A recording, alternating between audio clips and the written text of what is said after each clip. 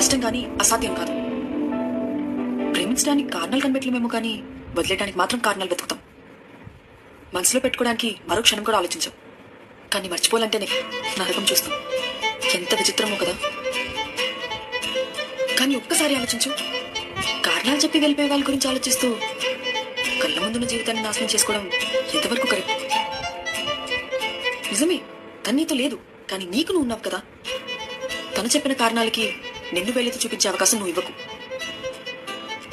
నాకు తెలిసి బాధకి భవిష్యత్తుకి మధ్యలో నువ్వు ఉన్నావు రామ్. ఎటు వెళ్ళాలో నువ్వే డిసైడ్ చేసుకో. ఎక్కువ ఆలోచించకు రామ్. ఆలోచనలకి బరువు ఎక్కువ, అవి మనం మోయలేము. ఏమన్నా ఎక్కువగా మాట్లాడుంటే సారీ రామ్. నీకు చెప్పేంత దాన్ని కాకపోయినా ఎందుకో చెప్పాలనిపించింది.